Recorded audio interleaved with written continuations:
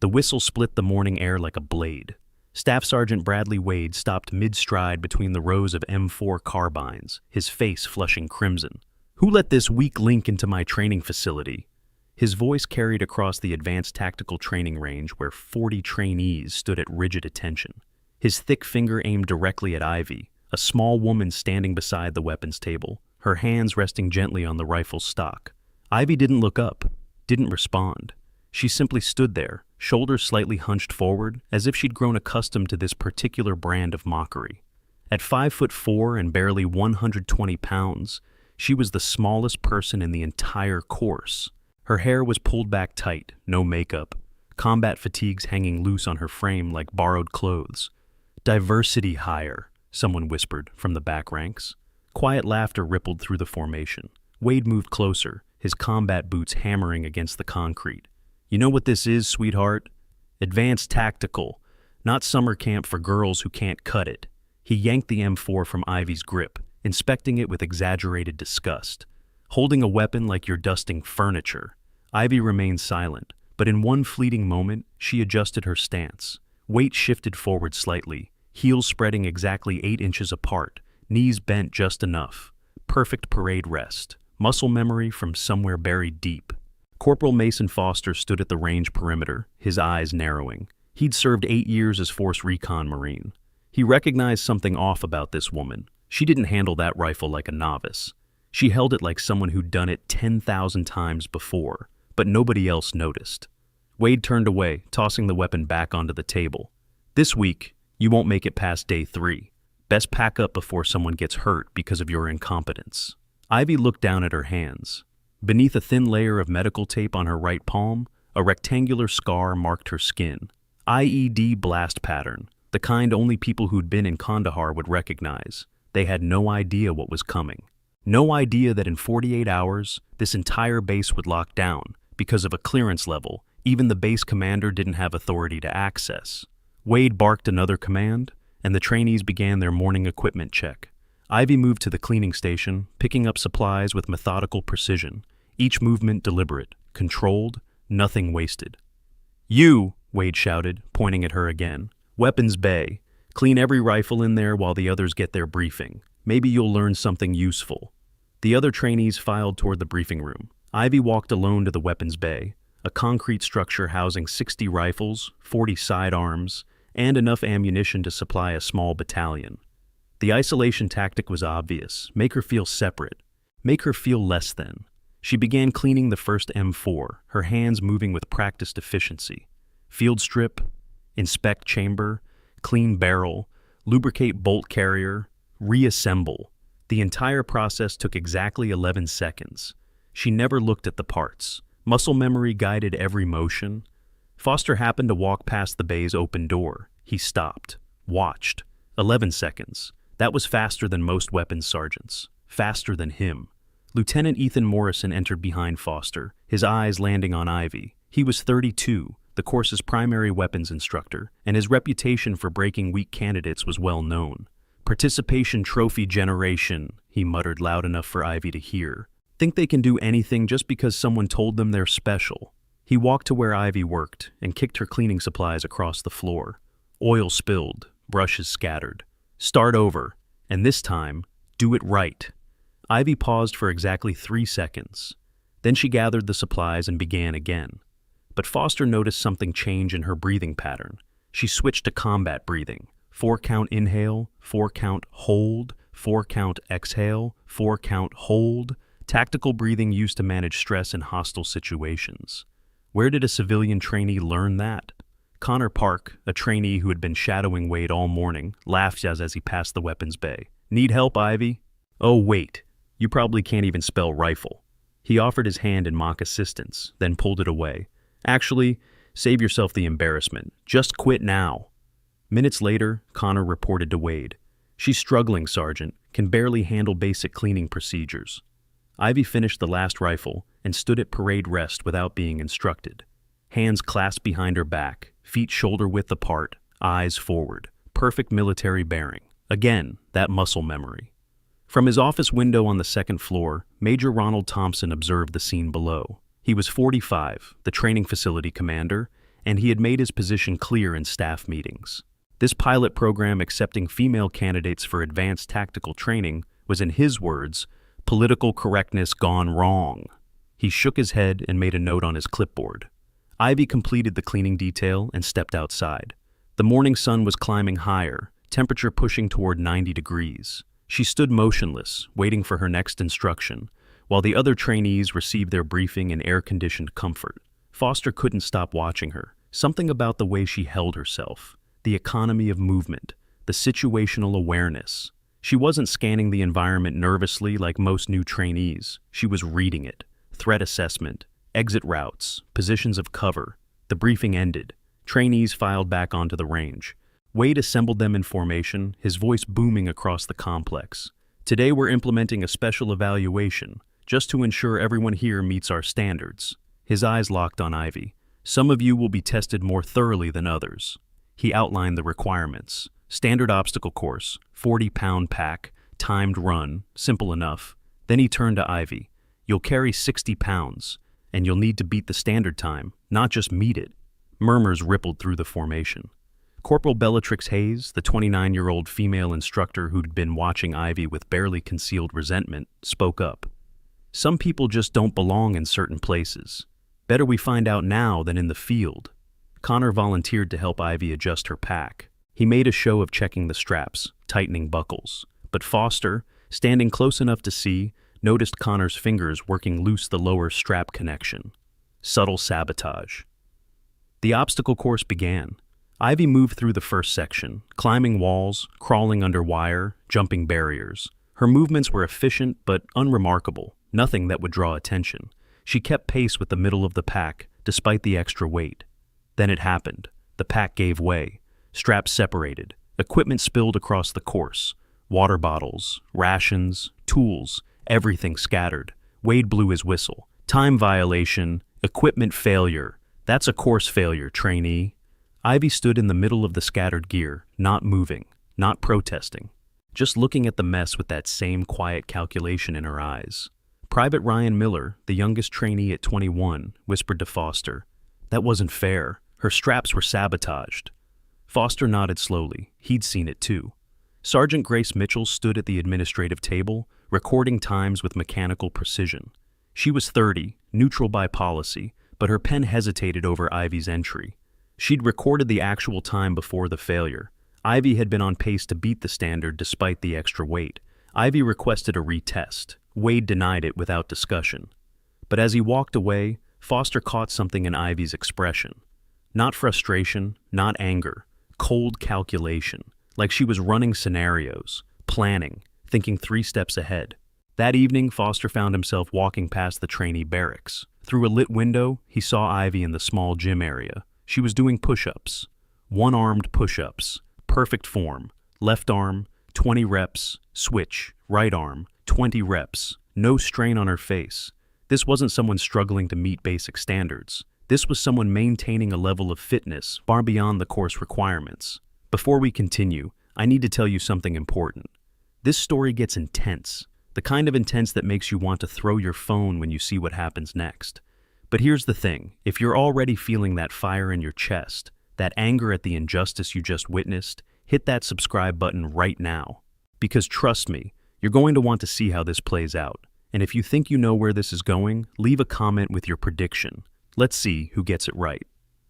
Now, back to Ivy, who's about to face her first real test. The next morning brought worse weather and worse attitudes. Day 2, live fire qualifications. Morrison gathered the trainees in the weapons classroom, outlining the day's requirements. Standard qualification involved 2 weapons, M4 carbine, M9 pistol, straightforward. Everyone would rotate through.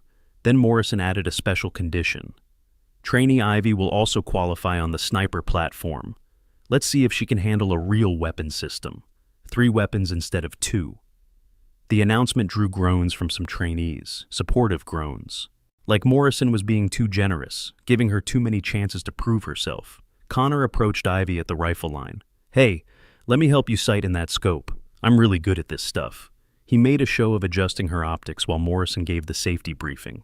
But what Connor actually did was misalign the scope by 3 clicks right and 2 clicks up, enough to throw off her first several shots, enough to make her look incompetent.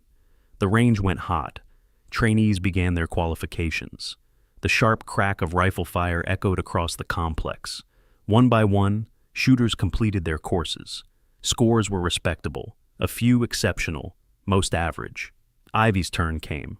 She approached the firing line with that same quiet demeanor. Morrison announced her target, 50 yards, standard. She assumed a prone position, checked her weapon, and waited for the command. Fire when ready. Her first shot cracked, completely missed the target. Second shot, miss. Third shot, wide right. Wade started a mocking countdown. 47 shots remaining. Let's see how long before disqualification. But then something shifted. Ivy paused. She stayed in position but adjusted her stance microscopically. Her right elbow moved 2 inches. Her left hand repositioned on the stock. And without any tools, without any obvious adjustment, she somehow recalibrated. Fourth shot, center mass. Fifth shot, center mass. 6th through 50th, all center mass. Perfect mechanical precision. The kind of shooting that doesn't happen by accident. The kind that comes from thousands of hours on a range. The line went silent. Even Wade had stopped his commentary. Morrison approached, his confidence wavering. Where did you learn to shoot like that? Ivy's response was flat, understated. Point and squeeze, sir. Morrison's jaw tightened. Something wasn't right here. Nobody shoots perfect groups after missing 3 times unless they know exactly what they're doing, unless they deliberately corrected a sabotage problem. Interesting technique, he said. Let's test it further. He issued a new challenge, not standard procedure. He pulled out an M4, disassembled it completely, and laid the parts on a table. Reassemble it, blindfolded. This wasn't in the training schedule. This was Morrison trying to prove something, trying to catch Ivy in a lie. Around them, trainees whispered. This was impossible. Even Morrison took over a minute to do this. Ivy accepted the blindfold. Morrison started his stopwatch. Her hands moved, confident, no hesitation. Barrel, upper receiver, bolt carrier group, lower receiver, trigger assembly, stock, charging handle. Each component found its place through touch alone. 37 seconds. She pulled off the blindfold. Morrison stared at the completed weapon. He'd expected failure, expected embarrassment. Instead, she'd beaten his personal best by 18 seconds. Foster pulled aside Master Sergeant Jasper Davis, the senior NCO who had been observing from the tower. Something's not right about her, Gunny. Davis, 48, and weathered from 26 years of service, nodded slowly. No, something's very right about her. Question is, what's she doing here? That afternoon, Bellatrix cornered Ivy in the female locker room. The facility only had 3 women in the entire course. Privacy was minimal. You trying to make the rest of us look bad? Bellatrix's voice carried an edge of genuine concern beneath the hostility. I've worked 5 years to get respect here. Then you show up and suddenly everyone's questioning whether women belong. Ivy pulled off her boots, preparing for a shower. I'm not trying to make anyone look like anything. Then what are you trying to do? Bellatrix stepped closer. Because that shooting? That assembly time? Either you're some kind of prodigy or you're not who you claim to be. Ivy didn't answer. She headed toward the shower stalls. But as she passed, Bellatrix caught a glimpse of Ivy's left rib cage. A tattoo, partially visible, water droplet shape, and the number 7. Bellatrix tried to see more, but Ivy's towel covered it. Just the number 7. What did that mean? The military tattoo shop specialist had told Bellatrix once that certain units had specific tattoo traditions, specific symbols, but she couldn't place this one. Day 3 arrived with a new kind of challenge, CQB training, close quarters battle in the tactical house. This was the crown jewel of Fort Bragg's training facilities, a 3-story building designed to simulate urban combat. Multiple rooms, narrow hallways, stairwells, everything a trainee needed to learn how to clear hostile structures. Captain Blake Brooks gave the briefing. He was 35, logistics officer, and one of the few instructors who seemed genuinely interested in teaching rather than hazing. You'll work in 4-person teams. Communication is critical, trust is essential. Move slow, move careful, come out alive. Wade assigned teams with deliberate malice. Ivy was paired with Connor and 2 other trainees who'd been vocally dismissive of her presence. Tactical isolation. If anything went wrong, she'd have no support. The briefing covered standard procedure: stack on doors, check corners, call out threats, use hand signals when necessary. Morrison demonstrated several signal systems: standard Army signals, basic and functional. During the demonstration, Morrison used the term fatal funnel to describe the danger zone in a doorway. Ivy's face flickered, just for a microsecond. Recognition. Then it was gone, replaced by her usual blank expression. Foster saw it. That wasn't someone learning a new term. That was someone hearing old information repeated. The first team entered the tactical house. Observers watched from monitors in the control room. Simulated hostile targets would pop up. Trainees would engage. Simple exercise, low stakes. Ivy's team prepared at the entrance. Connor took point position, rifle up. He glanced back at Ivy. "Just stay behind me and try not to shoot anyone on our team." They entered the first room. Immediately, a hostile's target popped up from behind furniture.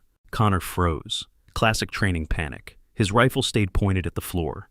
Ivy reacted. She stepped right, repositioned 45 degrees, and engaged the target with a perfect double-tap movement. 2 shots, center mass, textbook.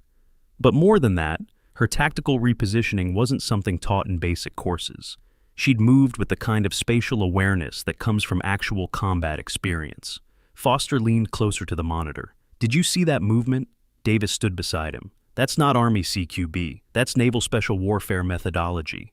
They watched as the team cleared the second room. Ivy used hand signals to communicate, but these weren't the standard signals Morrison had just taught. These were different, more efficient, specific. And Foster recognized them because he'd worked joint operations before.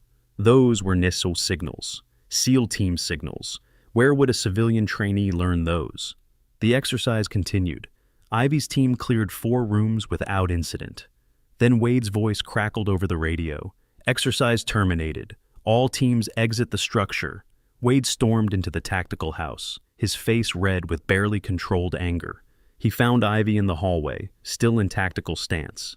"Where did you learn those hand signals?" Ivy lowered her weapon. "A friend taught me, sir." "A friend?" Wade's voice dripped with sarcasm. "What kind of friend teaches tactical signals?" "A military friend." "Name?" Ivy said nothing. The tension in that hallway could have been cut with a knife. Wade wanted to push, wanted to force an answer, but something in Ivy's eyes stopped him. Not fear, not defiance, just a quiet certainty that suggested pushing would lead somewhere he didn't want to go. Training continued through the afternoon. Observation rotations, equipment maintenance, standard progression. But Foster noticed Private Willow Grant, the 22-year-old female trainee, deliberately positioning herself near Ivy during breaks, learning through proximity, studying Ivy's movements. During evening formation, Willow approached Foster. "Sir, I want to learn from her. Not from the instructors who just yell and demean. From her. She's the real thing." Foster had been thinking the same thing, but what was the real thing? Who was Ivy? Day 4 brought the kind of training scenario that separates capable soldiers from exceptional ones. The course commander announced a 20-mile ruck march, standard load, but halfway through they'd implement a combat casualty scenario. Someone would go down. First aid would be required. Medical knowledge would be tested. The march began at 0600 hours. 40 trainees moving in formation along the designated route. Temperature was already climbing. Humidity made every step feel like walking through water. At mile 11, the scenario activated. One of the trainees, Ryan Miller, collapsed. Perfectly timed, perfectly executed training scenario. The medics were delayed, standard protocol. Someone from the formation needed to provide care. Wade ordered everyone to continue marching except Connor, who had the designated first aid role for this exercise. "Park, you handle this. Everyone else, maintain pace." Connor ran to Ryan's side, pulled out the medical kit, then froze. All his classroom training evaporated in the heat and pressure. He looked at the supplies, looked at Ryan, looked back at the supplies. Nothing connected. Ivy broke formation, ran back. Wade shouted after her, "Trainee, return to formation." She ignored him, reached Ryan's side. Her hands moved with absolute confidence. She checked his pulse, assessed his condition, called out vitals in a format Connor didn't recognize.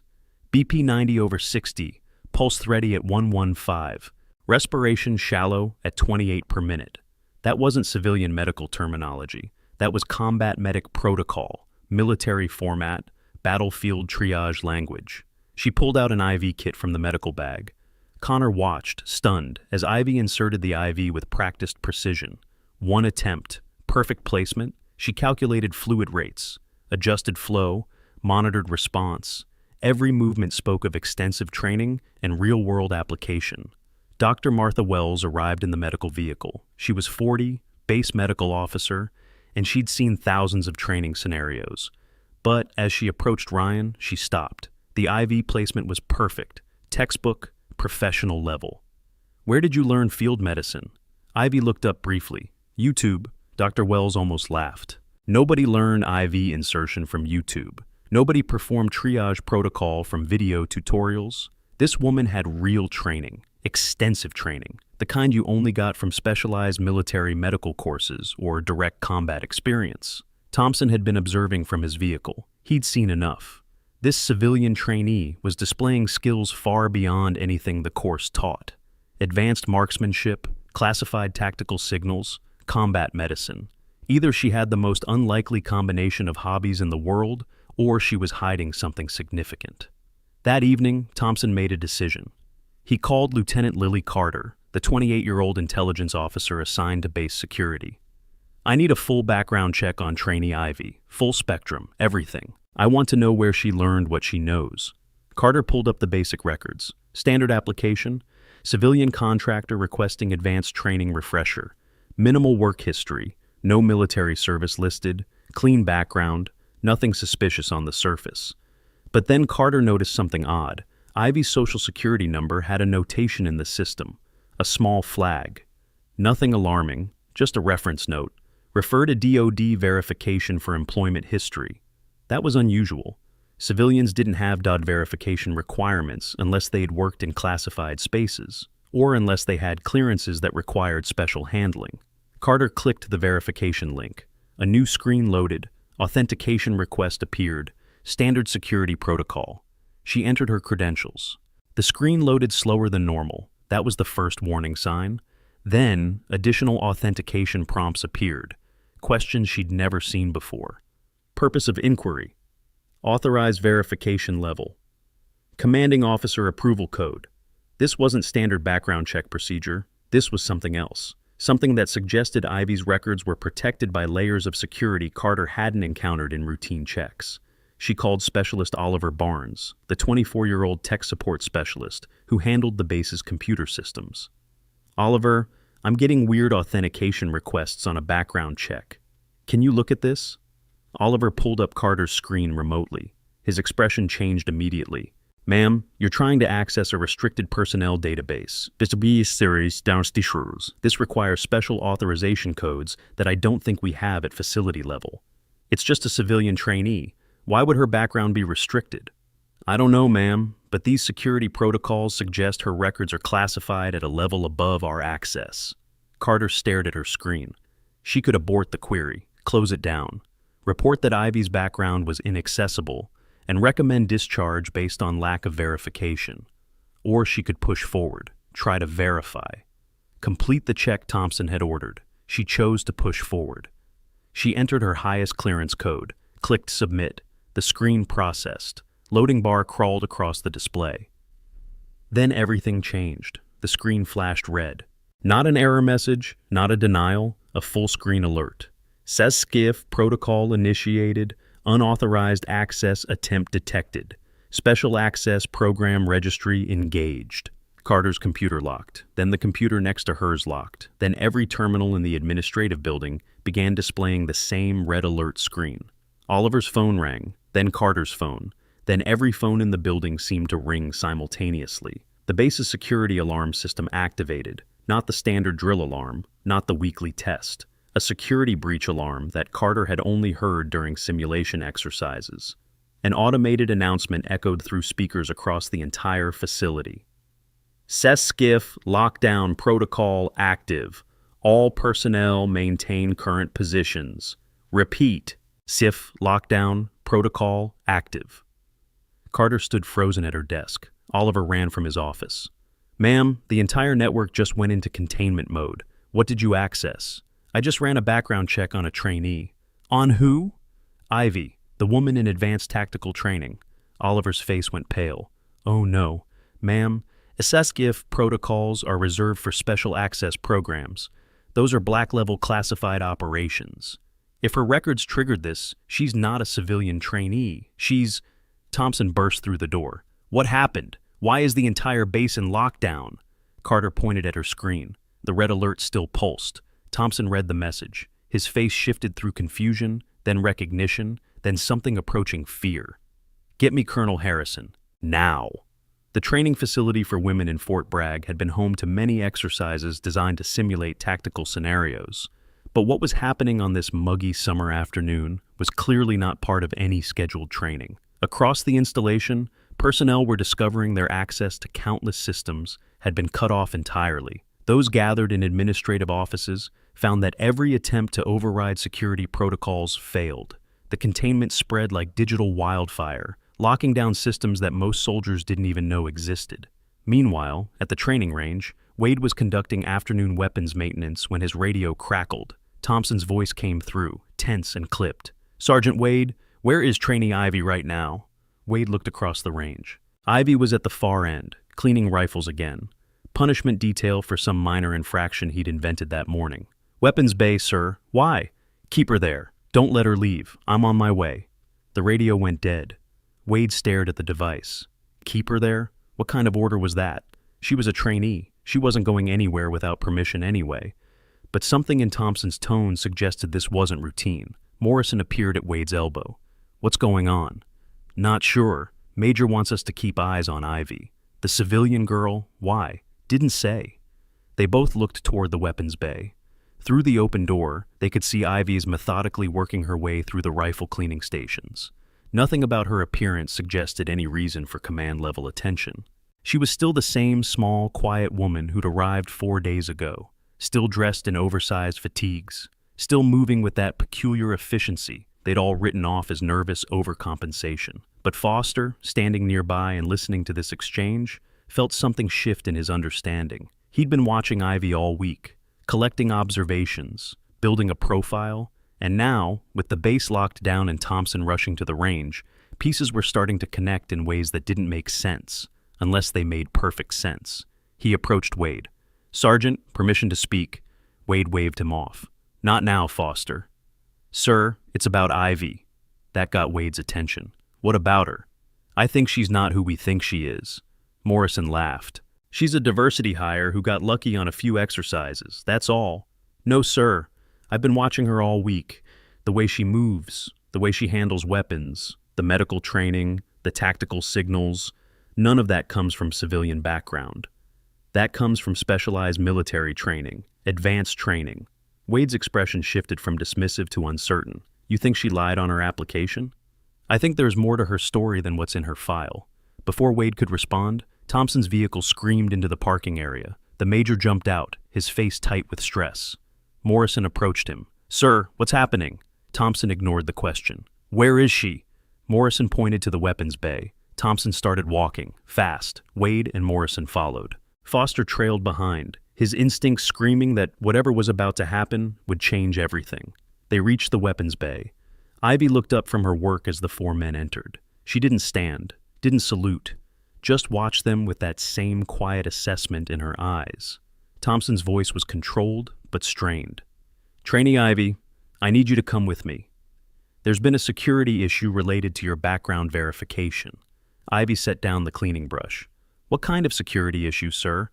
"The kind that locks down an entire military installation when someone tries to access your personnel file." The room went silent. Morrison and Wade exchanged glances. Foster's suspicions crystallized into certainty. Ivy stood slowly. "I didn't ask anyone to access my file. Lieutenant Carter ran a standard background check. Your records triggered a SCIF protocol response. Do you want to explain that?" "I can't, sir. Can't or won't. Can't. Those protocols aren't under my control." Thompson's frustration was building. "Who are you? Really?" Ivy said nothing. Morrison stepped forward. "Major, let me handle this. She's been playing games all week. Time to get some real answers." He grabbed Ivy's shoulder. "What are you hiding?" That's when everything went wrong. Morrison's grip tightened on Ivy's collar, trying to force her to face him directly. Ivy twisted away, reflexive defensive movement. Morrison's fingers caught in the fabric. The sound of tearing cloth filled the small bay. Ivy's combat shirt ripped at the shoulder seam. The fabric pulled away from her left shoulder blade. And there, exposed in the harsh fluorescent light of the weapons bay, was a tattoo that made Morrison's hand drop like he'd grabbed a live wire. A full Navy SEAL trident. Perfect detail, perfect placement. Below it, text that every special operations soldier would recognize. DevGru, Team 6. Below that, coordinates, 34.5 dig and 69.2 digi, Kandahar, and at the bottom, a call sign in sharp military font, Shadow 7. 3 seconds of absolute silence. Then Sergeant Grace Mitchell, who had followed Thompson's group out of administrative curiosity, gasped. Her hand went to her mouth. Foster took one step backward, his mind trying to process what he was seeing. Connor, who'd been approaching the bay to report his afternoon duties, stopped dead. The color drained from his face. Bellatrix, arriving for evening equipment check, froze in the doorway. Her mouth opened but no sound came out. Morrison released Ivy completely, stumbling back 3 paces, hands up defensively. Oh my God. Thompson's briefcase slipped from his fingers, hitting the concrete with a crack. Wade's face transformed from angry red to pale white in the span of a heartbeat. His mouth moved. No words came out, just a stammered attempt at speech. I didn't... Then came the sound of boots running, fast, multiple people converging on the range. Colonel Arthur Harrison appeared in the bay entrance. He was 52, base commander, retired SEAL Team 4, wearing his Class A uniform despite the late hour. He must have been at an official function, must have been pulled away by emergency call. He saw the tattoo, saw Ivy standing there with her torn shirt. He stopped mid-stride, came to attention, raised his hand in perfect military salute, holding it with the rigid discipline of someone who understands exactly what he's seeing. Ma'am, Colonel Arthur Harrison, SEAL Team 4, retired. I was not informed of your presence at this facility. The silence stretched beyond comfort into something surreal. 40 trainees had materialized around the weapons bay, drawn by the commotion and the base-wide lockdown. Every single one of them stood frozen, watching their base commander hold a salute to the woman they had spent 4 days mocking. Ivy's expression didn't change. She didn't look triumphant, didn't look vindicated. If anything, she looked tired, resigned, like someone who had been trying very hard to hide and had just been dragged into harsh light against her will. She returned Harrison's salute. The movement was crisp, professional, automatic. Her right hand snapped up with the kind of precision that comes from years of repetition, not weeks of training. Harrison lowered his salute but remained at attention.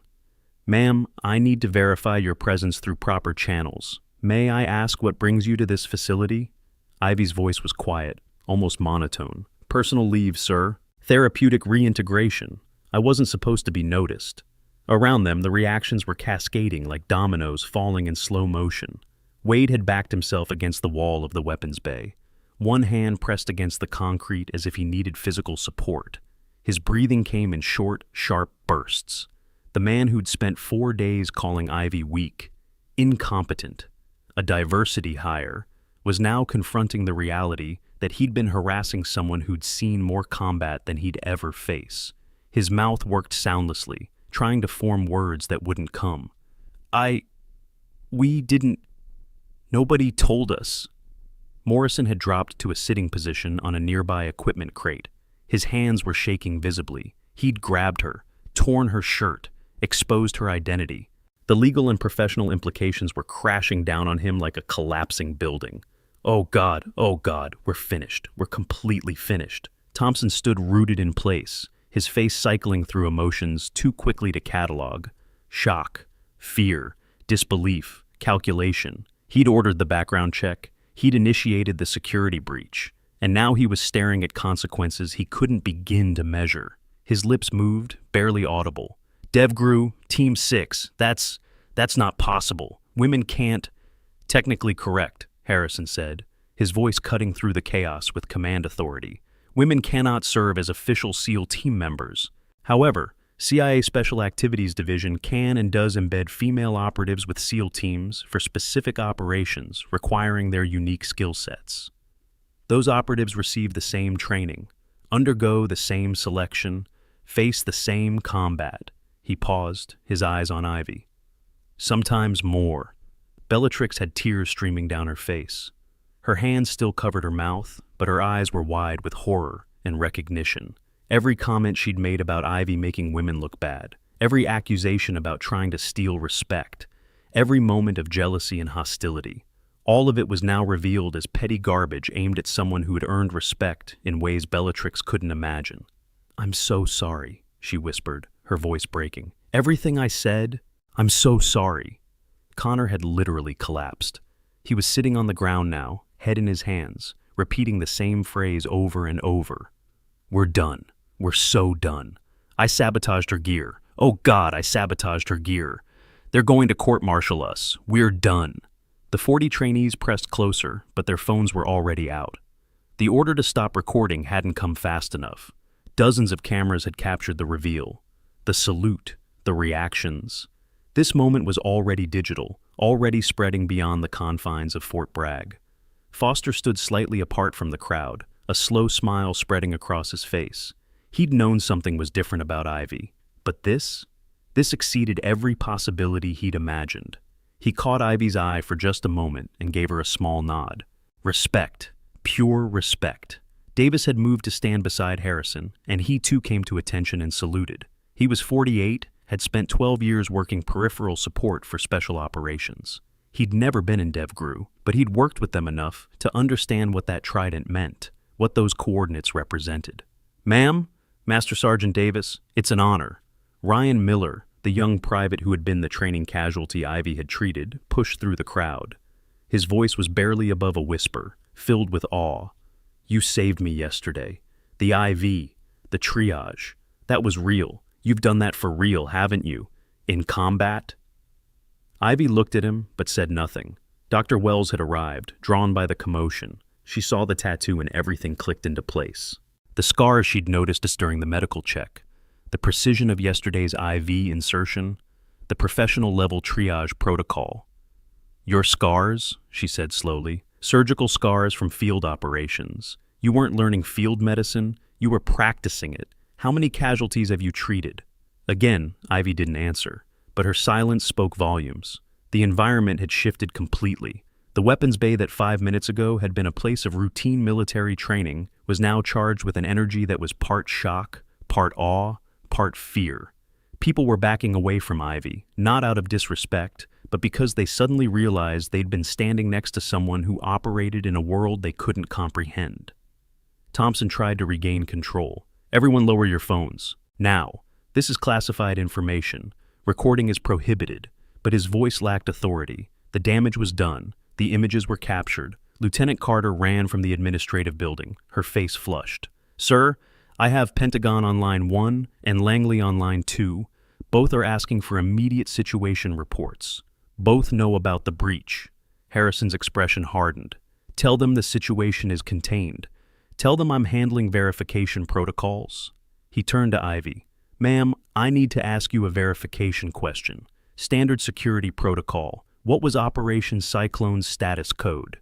Ivy's eyes met his. For the first time since the reveal, her expression showed emotion. Not pride, not satisfaction. Something closer to pain, memory of something difficult. Nebula 6, August 12, 2021, 0530 hours Zulu time. Harrison nodded slowly, lowering his second salute. "She's confirmed. CIA Special Activities Division, Embedded Naval Special Warfare Development Group. Shadow Program Operative." He looked at the assembled crowd. "What I can tell you is limited. What I will tell you is this. This woman has participated in operations that you will never hear about. She has served in combat zones under conditions you cannot imagine. She has earned that trident through blood and sacrifice." He paused, letting his words sink in. "And you all treated her like garbage." The accusation landed like a physical blow. Wade actually flinched. Morrison buried his face in his hands. Thompson looked like he might be sick. A new voice cut through the tension. "That's not entirely accurate, Colonel." Everyone turned. A man in civilian clothes stood at the entrance to the weapons bay.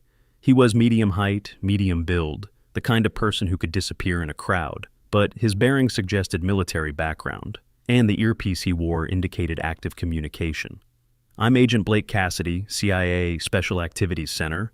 Miss Ivy was on authorized recuperation leave. This training course was approved as therapeutic reintegration following a classified operation that resulted in significant personal loss. Cassidy walked further into the bay, his eyes scanning the crowd with professional assessment. She applied to this course exactly as instructed, under civilian cover, with the understanding that her real background would remain undisclosed unless security circumstances required revelation. He stopped in front of Thompson. "Major, you just attempted unauthorized access to a black special access program. Do you understand the severity of that action?" Thompson's face went from white to green. I was conducting routine background verification on a trainee who displayed suspicious advanced skills." "Suspicious advanced skills," Cassidy repeated, his tone flat. "So, your response to a trainee performing well was to try to dig into classified records you have no authorization to access?" "I didn't know they were classified. The system indicated exactly what it was supposed to indicate. Refer to DoD verification. That's protocol language for stop here unless you have appropriate clearance."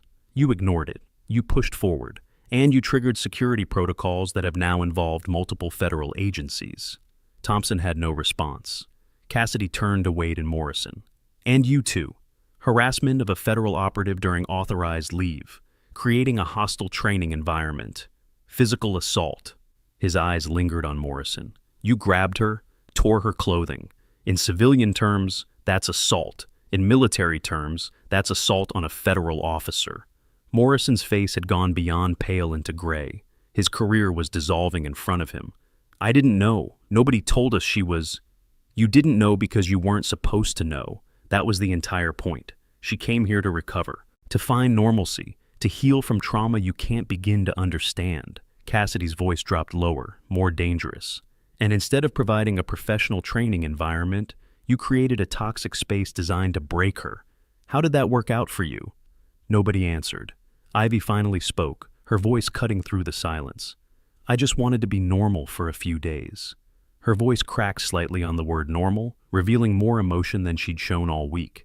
"I wanted to go through training without being Shadow 7, without being the CIA operative, without being the woman who—" She stopped, swallowed hard. "I just wanted to be a trainee." The vulnerability in that statement hit harder than any accusation could have. This wasn't a warrior reveling in her reveal. This wasn't someone enjoying watching her tormentors squirm. This was a person who had been trying desperately to find peace, and had been denied even that small comfort.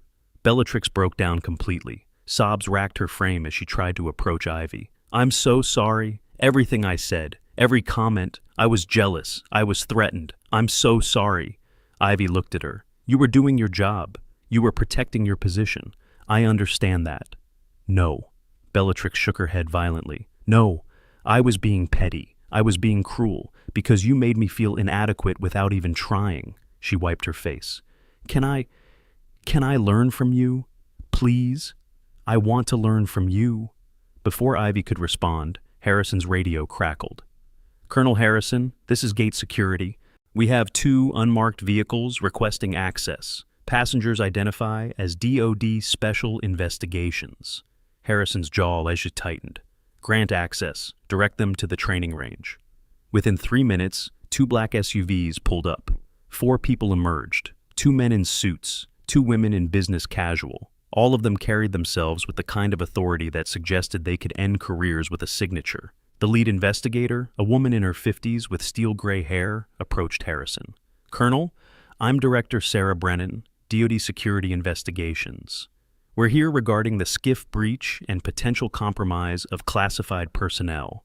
The next 2 hours were a blur of interviews, statements, and investigations. Wade, Morrison, and Thompson were escorted to separate rooms for questioning. Connor was taken into custody for the equipment sabotage, facing federal charges for tampering with military training equipment and potentially endangering a federal operative. The training facility used some of the most advanced tactical communication systems in the world, the kind that can coordinate operations across multiple teams in real time, with military-grade encryption that prevents interception. These systems aren't just for combat anymore. Today's professional security teams, emergency responders, and corporate protection details rely on similar encrypted communication platforms to keep their operations secure and their people safe.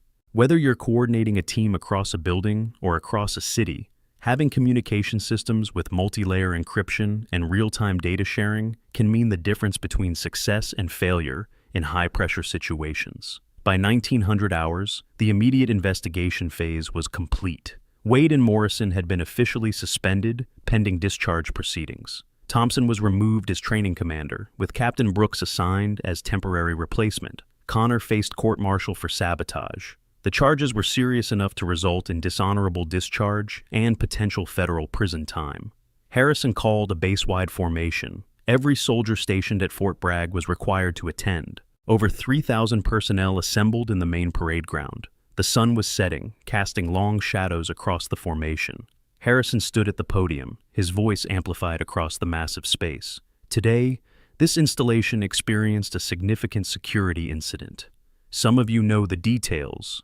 Some of you have heard rumors. Let me provide the facts. He paused, letting silence build. We had among us a decorated special operations veteran, someone who has served this country in ways most of us never will, someone who came here seeking recovery and normalcy. The crowd was absolutely silent. Instead of providing a professional training environment, certain instructors created a hostile space designed to break this individual. They harassed, they belittled, they sabotaged.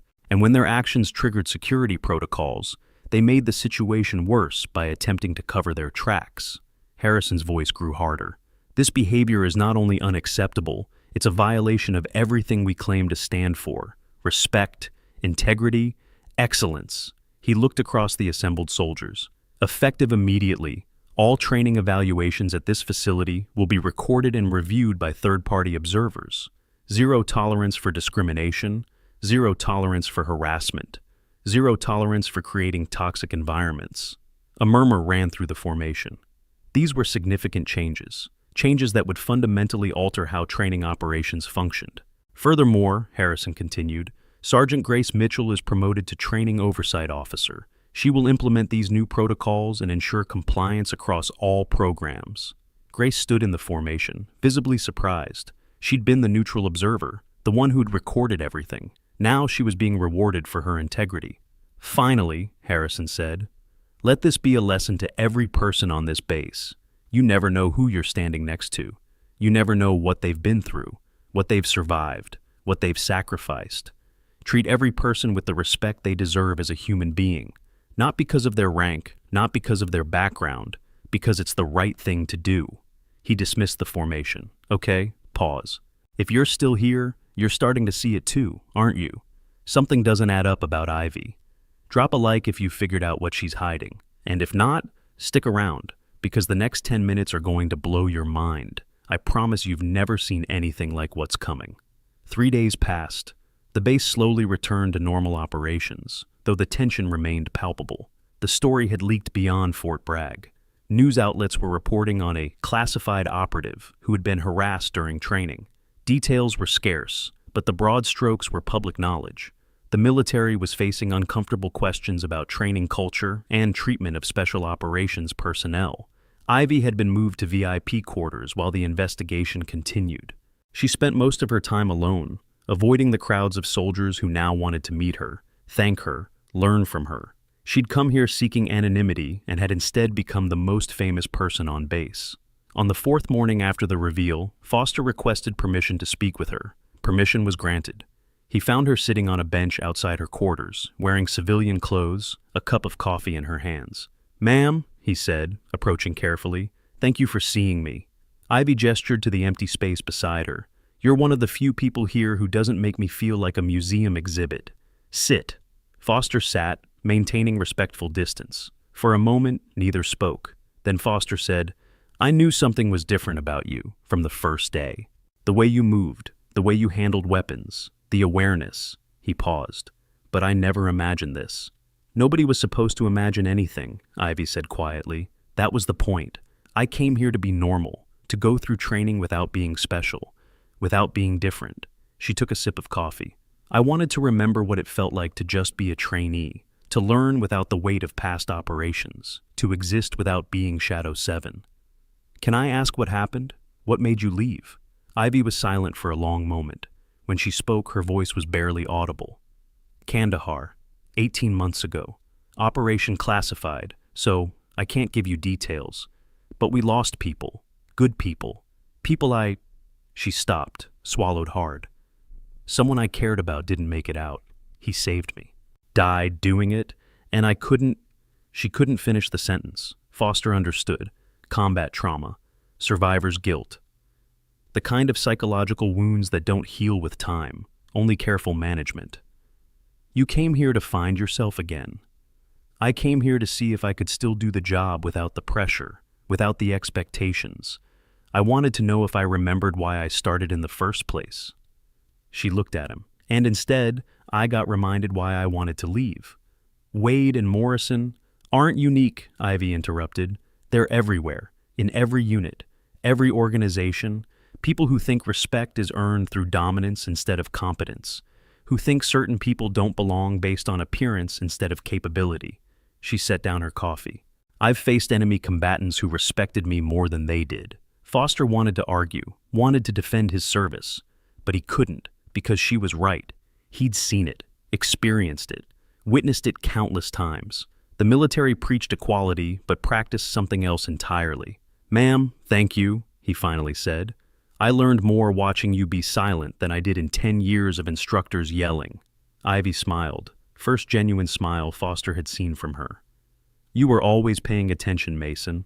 That's why you'll be a great leader. You see people, not just what they show you, but what they're trying to hide. That's rare." Ryan Miller appeared, walking toward them hesitantly. When Ivy waved him over, he approached like a nervous student meeting a celebrity.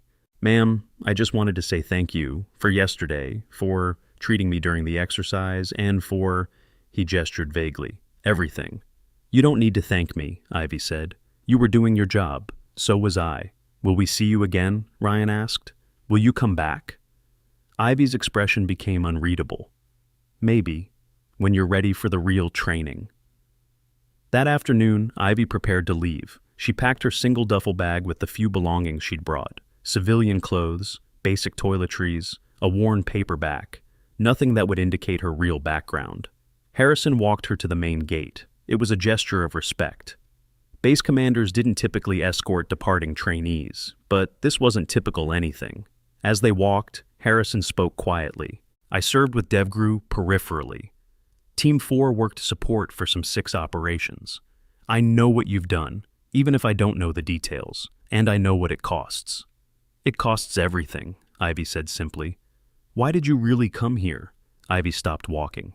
"Honestly, I wanted to see if I could remember being the person I was before Kandahar, before the operations. Before I became Shadow 7. She looked at Harrison. "I wanted to know if that person still existed, if I could be her again. And I learned that you can't go back.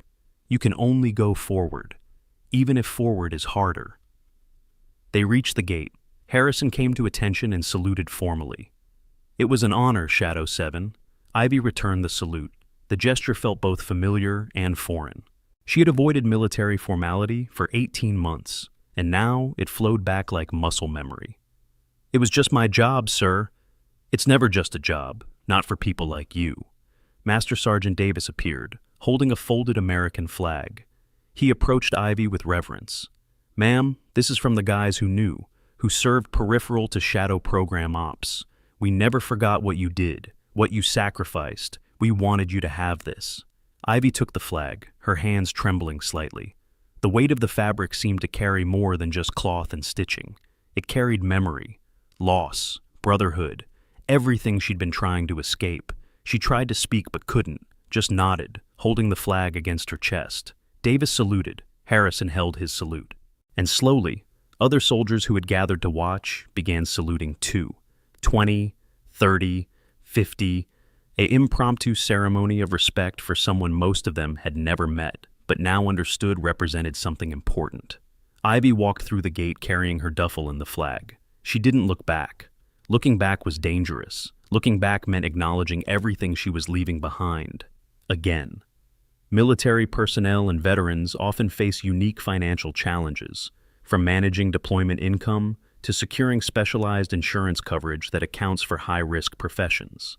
That's why specialized financial advisory services focusing on military and tactical professionals have become increasingly important.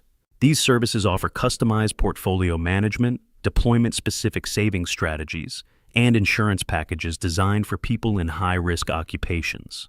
Whether you're active duty, retired, or working in private security, having financial advisors who understand the specific needs of tactical professionals can provide peace of mind that standard financial planning simply can't match.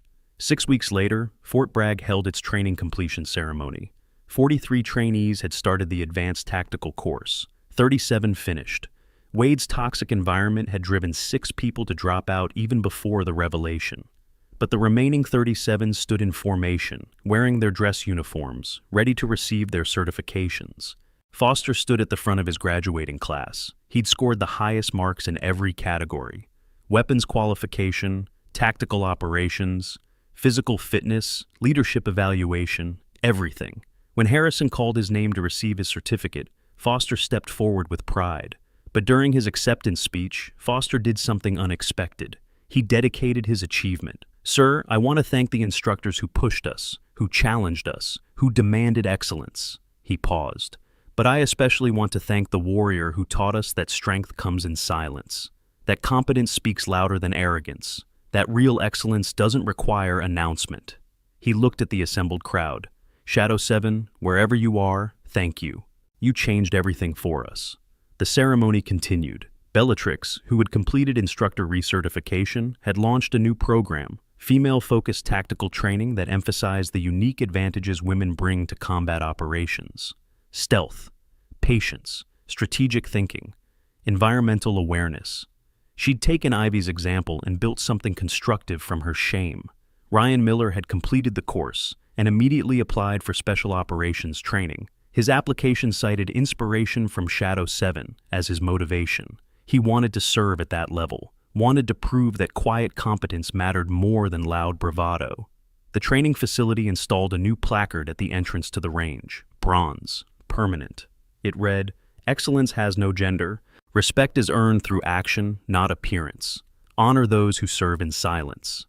It became known informally as the Shadow 7 Memorial, though Ivy wasn't dead. She was just gone, returned to whatever shadow world she inhabited when not trying to heal. In her small apartment, Ivy was trying to build something resembling a normal life. She woke at 05:30 out of habit, ran 5 miles, did bodyweight exercises, made coffee, all the routines of someone who had spent years in military structure. But now, there was no mission, no briefing, no team, just empty hours stretching ahead. She'd found work as a consultant for a private security firm. The pay was good, the work was boring, training corporate executives on basic situational awareness, teaching bodyguards defensive tactics they'd likely never use. It was safe, it was stable, it was killing her slowly. Advanced tactical training isn't just about physical skills anymore. Modern programs combine combat techniques with strategic thinking, leadership psychology, and legal frameworks for use of force. Professional development courses for security personnel, law enforcement, and private contractors now offer specialized certifications in tactical leadership, operational planning, and legal compliance.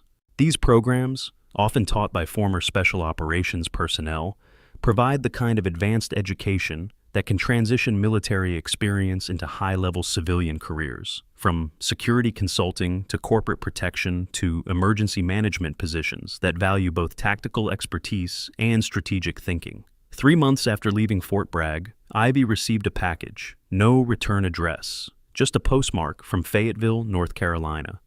Inside was a photograph. It showed the entire graduating class from her training course, all 37 trainees, standing in formation, and in the front row, they had left one space empty, a gap where she would have stood if she'd completed the course. Attached to the photo was a note in Foster's handwriting. "You graduated with us. You always will. Respect earned, never forgotten." The Shadow 7 class. Ivy put the photo on her refrigerator. It was the only military item she displayed in her apartment. Everything else was packed away. But this she kept visible, a reminder that impact doesn't require official recognition, that teaching can happen through silence, that the best leadership often comes from those who never seek the title. Real quick, if your heart is racing right now, you're not alone. 73,000 people watched this story last week, and 92% of them said this next part made them literally gasp out loud. Make sure you're subscribed, because we drop stories like this 3 times a week. Now, let's get back to what happens when Morrison makes his biggest mistake. Actually, Morrison had already made his biggest mistake. What came next was consequence. The court-martial proceedings took 4 months. Wade and Morrison both faced charges of harassment, creating a hostile environment, and conduct unbecoming. Thompson faced charges of unauthorized access to classified systems and negligence in command responsibility. The verdicts were swift. Wade received a dishonorable discharge and forfeiture of all benefits. 22 years of service erased by 4 days of cruelty. Morrison received a bad conduct discharge and reduction in rank. His career ended at 29 years old, with nothing to show for a decade of service. Thompson was allowed to retire, but lost 2 ranks and faced a formal reprimand that ensured he'd never work in defense contracting. Connor faced federal charges: the sabotage of military equipment, conspiracy to harm a federal officer, obstruction of authorized operations. His sentence was 2 years in federal prison, followed by 5 years probation. His life derailed at 26 by decisions made in jealousy and spite.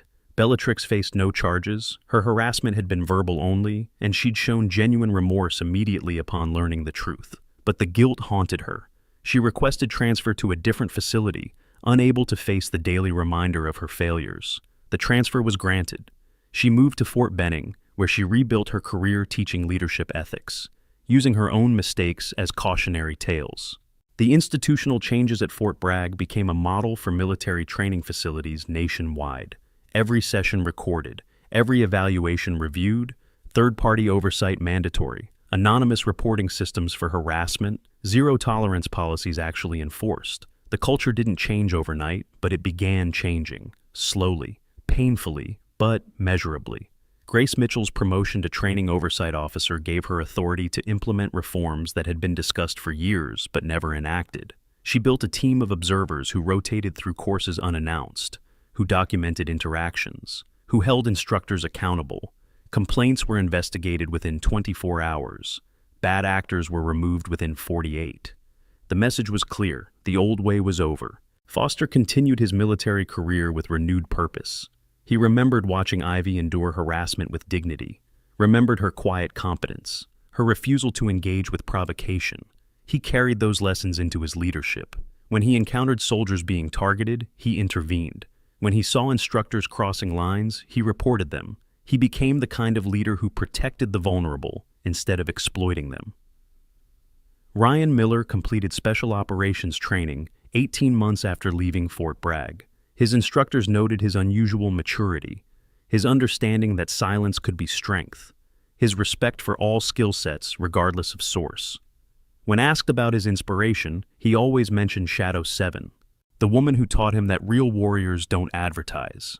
The story spread beyond military circles. Civilians heard about the operative who had been harassed during training. The details were classified, but the broad outline inspired discussions about workplace harassment, hidden competence, and the danger of assumptions. Ivy became an unnamed symbol. Shadow 7 became shorthand for "don't judge based on appearance." The call sign entered popular culture without most people knowing its origin. Ivy tried to stay disconnected from all of it. She avoided news stories, refused interview requests, declined speaking engagements. She'd never wanted fame, never sought recognition. The reveal at Fort Bragg had been her worst nightmare, being thrust into light when all she wanted was shadow.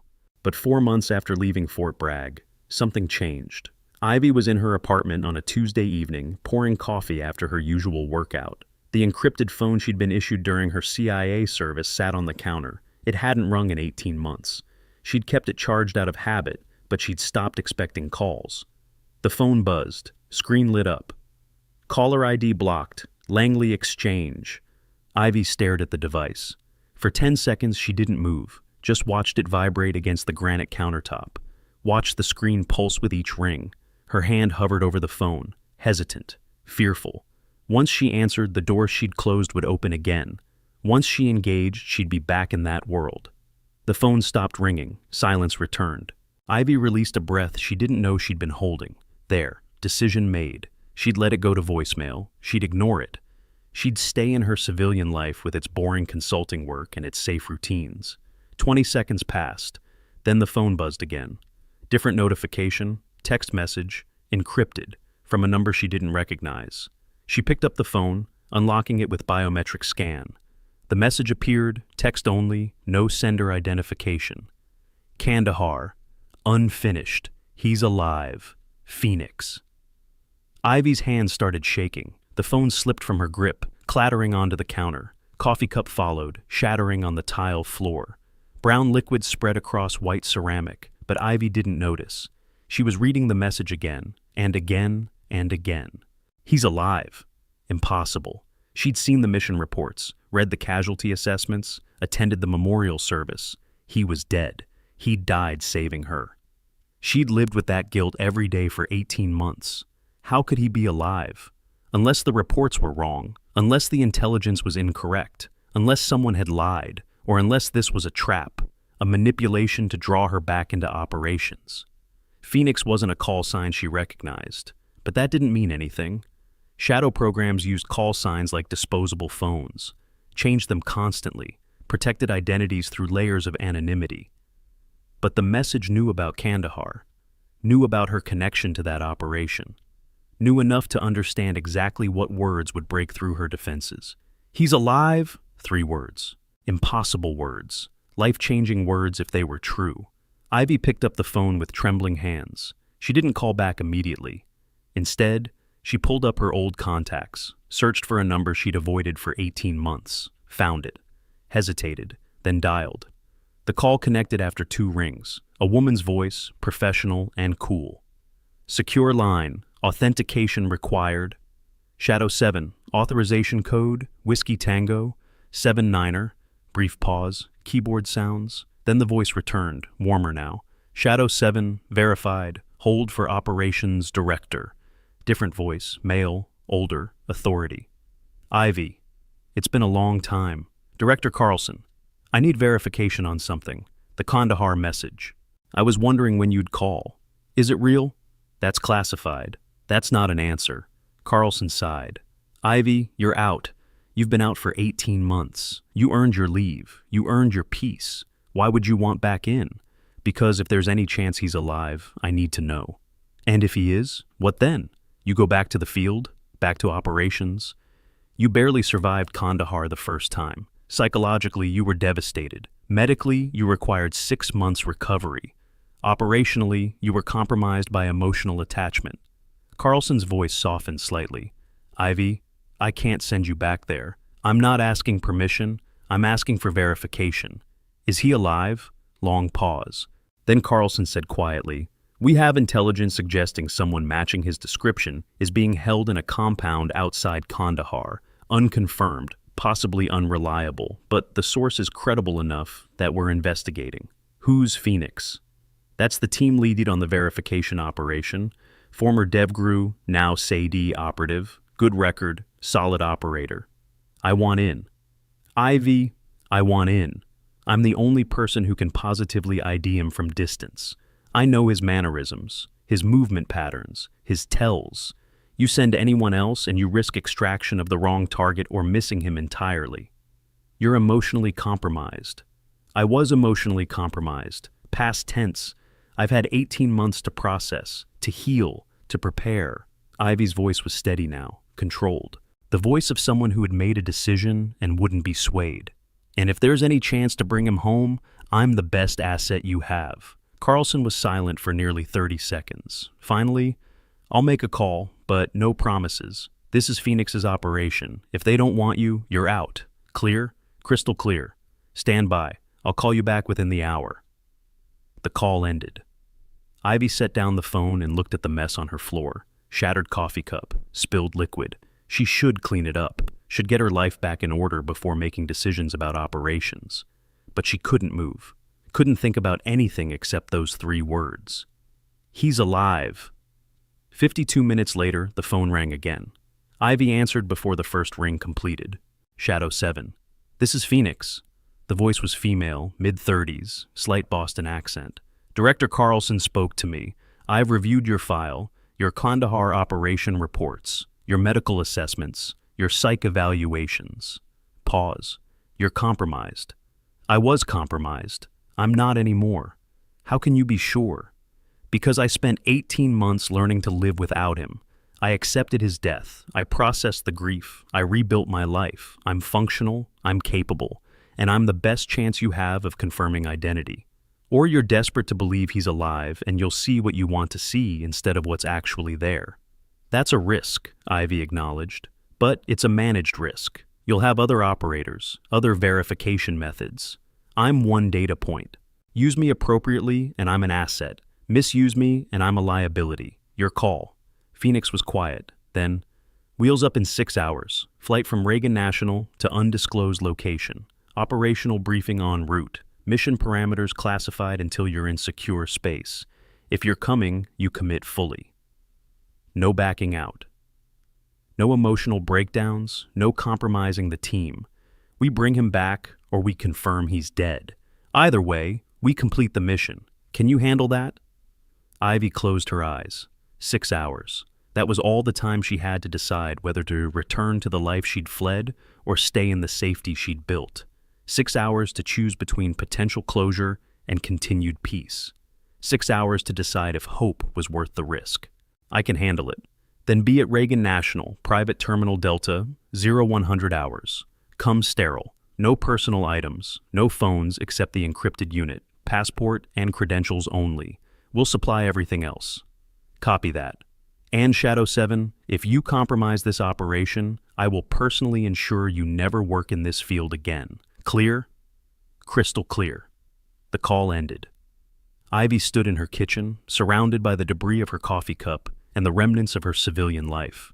She had 5 hours and 48 minutes to prepare, 5 hours to pack, to close out her apartment, to notify her consulting firm of indefinite leave, to say goodbye to normalcy again. She didn't hesitate. She moved into action. Sterile packing, black tactical clothing, boots, minimal hygiene items, the encrypted phone, her passport, her credentials that identified her as a State Department contractor. Nothing personal, nothing that would create emotional attachment if lost or captured. Before we wrap this up, there's actually a part 2 to Ivy's story that I think you need to hear. It involves what happened after this incident, the mission that brought her back, and the person from her past who never stopped looking for her. Click the video in the description to watch it next. But first, let's finish this. The drive to Reagan National took 42 minutes. Ivy arrived at Private Terminal Delta at 0045 hours, 15 minutes early. Professional habit. A black SUV sat in the parking area, engine running. As Ivy approached, the rear door opened. A woman in tactical clothing emerged, medium height, athletic build, short dark hair, Phoenix. Shadow 7, right on time, Phoenix extended her hand. Welcome back. Ivy shook her hand. Thank you for the opportunity. Don't thank me yet. This operation is high risk, low probability of success, and the intelligence is sketchy at best. We might fly halfway around the world for nothing. Or we might bring him home. Phoenix nodded slowly. Or that. She gestured to the SUV. We've got a team of 6, including you, that makes 7. Lucky number.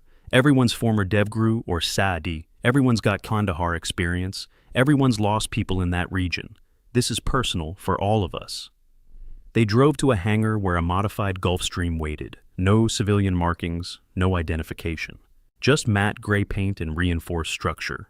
Ivy boarded to find 4 men and 1 woman already seated, all of them wearing tactical clothing, all of them carrying themselves with the relaxed confidence of people who'd done this before. Phoenix made introductions using call signs only. Shadow 7, meet the team. Dagger, our breacher. Frost, our sniper. Torch, our communications specialist. Blade, our medic. And Whisper, our intelligence analyst. Each operator nodded as their name was called. No speeches, no grand welcomes, just professional acknowledgement. Ivy took a seat, strapping in as the aircraft prepared for departure. Once airborne, Phoenix began the briefing. Our source is a former Afghan intelligence officer who worked with coalition forces during occupation. He claims to have information about an American prisoner being held in a compound approximately 43 clicks outside Kandahar city. The prisoner has been there for approximately 18 months. Matches the physical description of SEAL Lieutenant Commander Marcus Webb. Ivy's breath caught. Marcus Webb, her partner, her teammate, the man who had saved her life, the man she'd thought was dead. Hearing his name spoken aloud after 18 months of silence was like touching a live wire. Phoenix noticed Ivy's reaction. "You good?" "I'm good." Ivy's voice was steady, professional. She was back in operational mode, back in the headspace where emotion took a back seat to mission requirements. The compound is heavily fortified, estimated 12 to 18 hostile combatants. Unknown weapons complement, unknown security measures. Our approach will be night insertion via helicopter, approximately 2 clicks from target. We'll move on foot to observation point, confirm target identity, then decide whether extraction is feasible or if we need additional resources. "What's the positive ID protocol?" Ivy asked. "That's where you come in. We'll get visual confirmation through optics. You'll review the images. If you can confirm it's Webb, we move to extraction planning. If you can't confirm, we abort and request additional intelligence gathering." The flight took 14 hours with one refueling stop at a classified location. Nobody spoke much. Operators prepared equipment, checked weapons, reviewed satellite imagery, studied approaches. Standard pre-mission routine. Ivy found herself staring out the window, watching clouds drift past, thinking about Marcus, about their last operation together, about the explosion that had brought down their building, about how she'd been trapped under rubble, about how Marcus had dug her out with his bare hands, about how the second explosion had collapsed the ceiling while he'd been pushing her toward the exit. She'd escaped. He hadn't. Or so she'd thought. For 18 months, she'd carried the guilt of survival, the knowledge that someone better had died so she could live. And now, there was a chance he'd been alive all along, suffering, enduring, waiting for rescue that didn't come. The aircraft landed at Bagram Air Base. They transferred to a helicopter for the final leg. The bird lifted off at 2300 hours local time. The flight to the insertion point took 43 minutes. They landed in a valley 2 clicks from the target compound. The team moved through darkness with night vision equipment. Ivy had spent 18 months away from fieldwork, but muscle memory returned instantly. Tactical spacing, hand signals, sound discipline, environmental awareness. It all flooded back. They reached the observation point at 0130 hours. Frost, the sniper, set up his optics. Thermal imaging showed heat signatures inside the compound. 12 distinct bodies, one separate from the others, isolated in what appeared to be a storage building. Torch confirmed through drone surveillance. The isolated heat signature was in a cell-like structure, chained. Phoenix handed Ivy a tablet connected to Frost's optics. "We need visual confirmation. Can you see him from here?" The image was grainy. Distance and darkness made details difficult. But Ivy could see movement, could see a figure pacing in a small space, could see mannerisms, the way he moved his shoulders, the way he shifted weight, the way he touched his face. It was Marcus. She'd know his movements anywhere. They'd trained together for 3 years, operated together for 2. She knew him better than she'd known anyone. "That's him," Ivy whispered. "That's Commander Webb. Positive ID." Phoenix nodded. "Copy that. We have positive ID. Moving to extraction planning." The operation took another 6 hours to plan and execute. The team had to wait for shift changes, had to identify weak points in security, had to create distraction while extraction team moved in. But at 0700 hours, precisely 18 months after he'd been listed as killed in action, SEAL Lieutenant Commander Marcus Webb was pulled from that cell and carried to the extraction helicopter. He was unconscious, malnourished, showing signs of extended torture, but alive, miraculously, impossibly alive. Ivy sat beside him during the flight back to Bagram. She didn't touch him, didn't speak to him, just watched him breathe, watched his chest rise and fall, confirmed with every breath that this was real, that he'd survived. That hope hadn't been foolish. Back at Bagram, he was transferred to medical care. Doctors estimated he'd need months of treatment, physical therapy, psychological counseling, debriefing, but he would survive, he would recover, he would eventually return home. Phoenix found Ivy in the medical facility hallway. "You did good work today, Shadow 7. That was solid identification under pressure. Thank you for bringing me in. Thank you for being professional, for not compromising the mission with emotional response. You proved you could handle it." Phoenix paused. Director Carlson wants to know if you're coming back. Full return to active duty. The shadow program could use someone with your skill set. Ivy looked through the window at Marcus. He was sedated, surrounded by machines monitoring his recovery. He looked smaller than she remembered, frailer. 18 months of captivity had taken everything from him, except life itself. Can I give you an answer in 72 hours?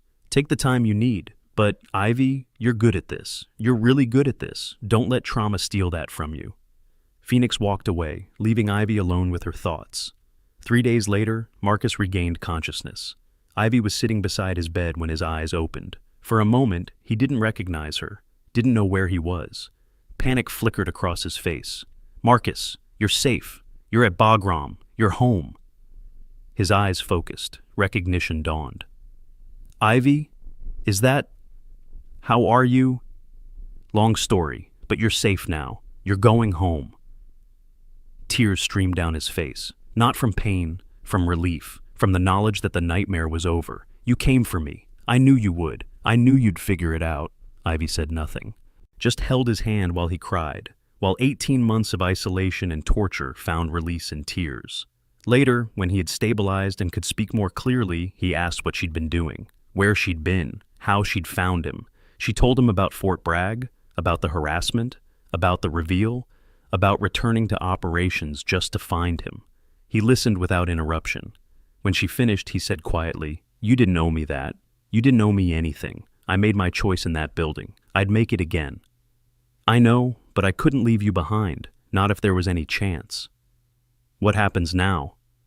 "Now you recover, you heal, you take all the time you need." "And you?" Ivy was quiet.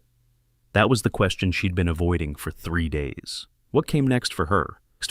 Return to operations, return to civilian life, stay in the shadow world, or try again for normalcy? "I don't know yet," she admitted, "but I have time to figure it out." Marcus smiled weakly. "Take the time. You've earned it. Whatever you choose, make sure it's for you, not for me, not for anyone else. For you." That evening, Ivy made her decision. She called Director Carlson from a secure line. "I'm coming back, but on specific terms. I work selective missions, I maintain my civilian cover, and I train the next generation of operatives, especially women. I want to build a program that prepares people for what they'll actually face, both in the field and in the military culture." Carlson considered this. "That's asking for a lot. I'm offering a lot. You get an experienced operator who understands both the tactical and social challenges, someone who can identify talent that others miss, someone who can teach silence as strength. Shadow 7 as an instructor. The irony is rich. The irony is perfect. I learned more from being underestimated than I ever did from being respected. That's valuable knowledge." "Approved. Welcome back, Shadow 7. This time, on your own terms." 6 months later, Ivy stood in front of a new class of CIA Special Activities Division recruits. 24 people, 16 men, 8 women, all of them eager, all of them uncertain, all of them trying to prove something. "My name is Ivy," she began. "My call sign is Shadow 7. I spent 3 years embedded with SEAL Team 6. I've conducted 14 classified operations. I've been captured, rescued, injured, and healed. And the most important lesson I learned from all of that is this: nobody will respect you until you respect yourself. And even then, some people never will. Your job isn't to earn respect from everyone. Your job is to complete the mission despite disrespect, to prove through action that assumptions are meaningless, to be so undeniably competent that doubt becomes irrelevant." She paused, looking at each face in the room. "This program will push you. It will test you. It will put you in situations where people underestimate you, where they doubt you, where they try to break you, and your response will determine everything, not your words, your response, your actions, your results." One of the female recruits raised her hand. "Ma'am, how do we handle instructors who don't believe women should be in these roles?" Ivy smiled. "You become so good they have no choice but to believe. You make your competence undeniable. You let your work speak louder than their prejudice. And you remember that their doubt is their weakness, not yours." The training began. And as Ivy watched her recruits struggle through their first exercises, she thought about Fort Bragg. about Wade and Morrison and Thompson, about how their cruelty had ultimately created something valuable, had pushed her back into the work she was meant to do, had given her a mission that mattered. Respect wasn't something you demanded, it was something you earned, sometimes through combat, sometimes through survival, sometimes through the quiet dignity of refusing to break when everyone expected you to. And Shadow 7 had earned more than her share. The encrypted phone buzzed one final time. Text message from an unknown number. "Thank you for saving my life, for giving me a second chance, and for showing me what real strength looks like. Marcus." Ivy smiled, typing a response. "Thank you for saving mine first. We're even now." She hit send, then turned off the phone. The mission was complete. The story was told. And somewhere in the shadows where real warriors operated, Shadow 7 was exactly where she needed to be, teaching the next generation that silence could be strength, that respect was earned through action, and that the most dangerous people were often the ones nobody saw coming. The end was just the beginning, the circle complete, the legacy secured, one operative at a time, one mission at a time, one moment of earned respect at a time. And in a small apartment in Virginia, a photograph still hung on a refrigerator, 37 trainees standing in formation with one space left empty, a reminder that impact doesn't require presence, that teaching happens through example, that the best leaders often serve from the shadows. Shadow 7, always watching, always ready, always proving that excellence needs no announcement, just results.